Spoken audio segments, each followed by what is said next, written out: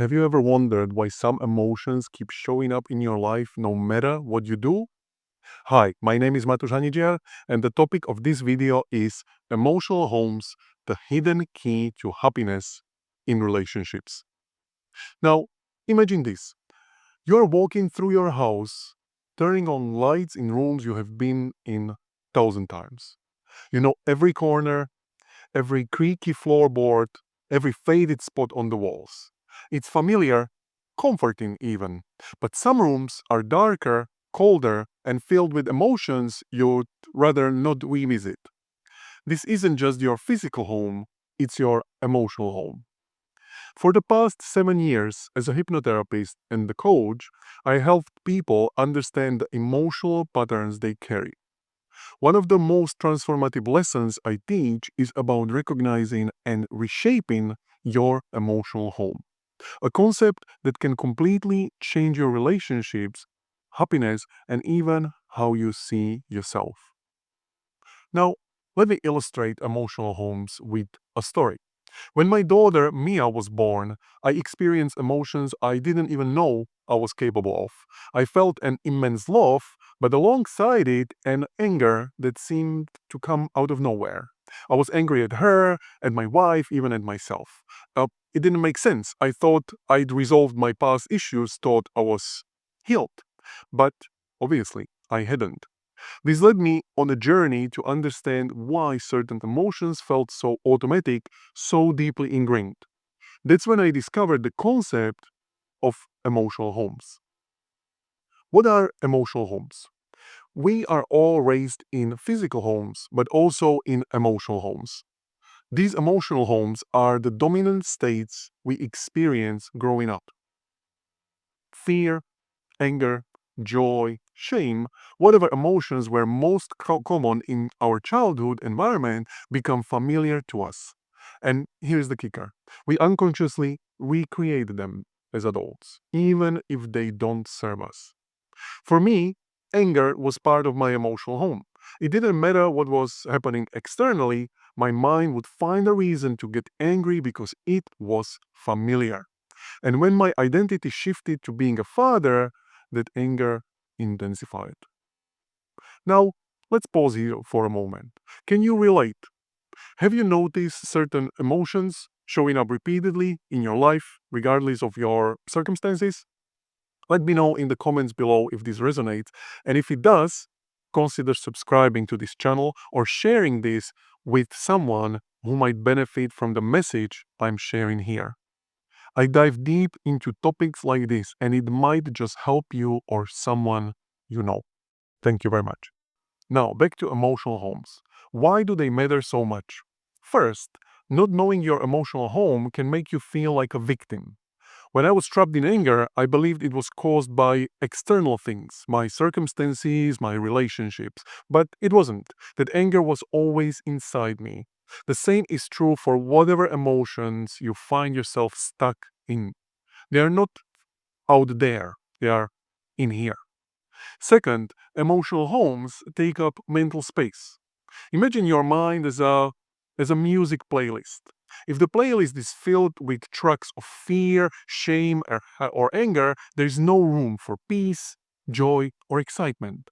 To experience better emotions, you first have to delete the old tracks and create space for new ones. Finally, it's nearly impossible to change behavior without addressing your emotional home. Think of it like trying to build a house on sand. No matter how solid the structure, it won't stand if the foundation is unstable. Emotional homes are your foundation. Change them, and your behaviors and your beliefs will naturally follow. So the question is obvious. How do you change your emotional homes? Here's a 3-step process you can start today. Step number 1, identify your current emotional homes. Start by taking a moment to reflect on the last 12 weeks of your life. Think back to the emotional states you have experienced most often. Were you happy, angry, stressed, calm, excited, overwhelmed? Write down every emotion that comes to mind, whether it lasted for hours or just a few moments. It is important to include both positive and negative emotions. For example, you might have felt joy after an accomplishment, but also frustration or anxiety during a difficult conversation. Write them all down without any judgment. And next, look for patterns. Which emotions appear the most frequently? These are your current emotional homes. They are the feelings your subconscious mind defaults to because they are familiar. For some, it might be anger or worry. For others, it could be excitement or contentment. Recognizing these patterns is a critical first step in gaining control over your emotional state. Remember, there is no right or wrong emotional home. It simply reflects where you have been. The good news is it's not where you have to stay. Step number 2, design your ideal emotional home. Now that you know where you are, it is time to think where you want to be. Ask yourself this powerful question. If I could live in any emotional state, what would it be? Visualize the version of yourself who is thriving. What emotions do they embody?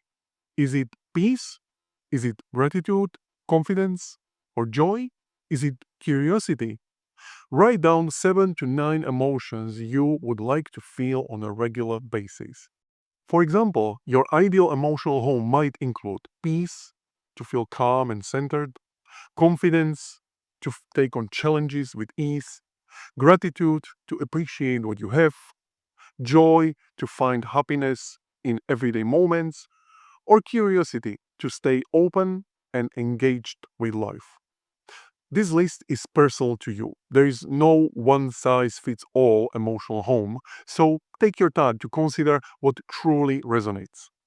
Now, once you have created this list, imagine living in these emotional states every single day. How would it change your relationships? How would it change your decisions? And how would it change your overall well being? This is your vision for your ideal emotional home, a foundation you can build step by step. Step number 3, use priming to shift into your new emotional home. Now comes the practice of moving from your current emotional home into your ideal one. This process, called priming, helps bridge the gap between where you are and where you want to be by using your mind and using your body together. Priming starts with understanding that your mind and body are connected. For instance, if you want to feel confident, you can start by changing your posture, standing tall, lifting your chin slightly, relaxing your shoulders, and smile, even if it feels unnatural at first.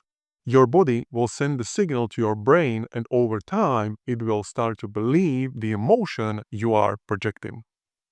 Here are examples of priming techniques based on specific emotional states.